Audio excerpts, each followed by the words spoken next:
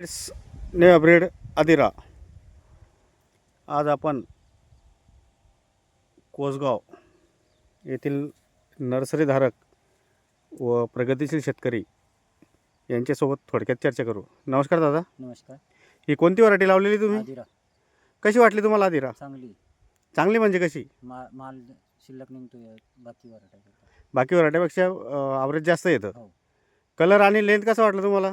चांगला एक्सपोर्टचा आणण्यासारखा आहे. एक्सपोर्ट चालण्यासारखं आहे. मार्केटमध्ये अडचण येत नाही विकायला? नाही. लांबी आणि कलर कसा वाटला? कलर पण छान आहे आणि लांबी पण चांगली. लांबी पण चांगली आहे. तर बाकीच्या शेतकऱ्याला काय सांगू शकते?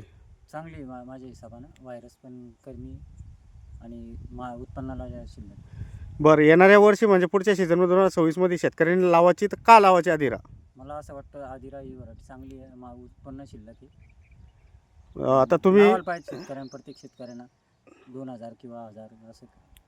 बरं, आता तुमचं म्हणणं आहे की बाबा व्हायरस कमी येतो याच्यावर. हो. मग व्हायरस कमी येतं तर फवारणीचा खर्च वाचतो का आपल्या? हा फवारणी वाचतेच ना. फवारणी वाचते. हो.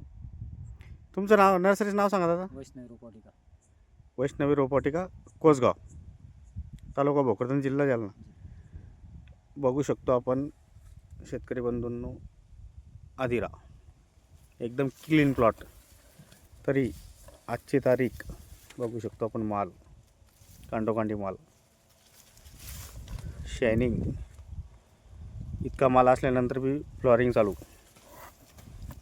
फुल सेटिंग.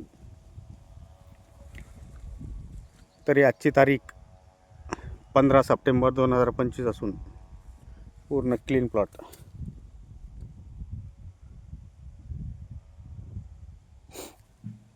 आदिरा. धन्यवाद दादा.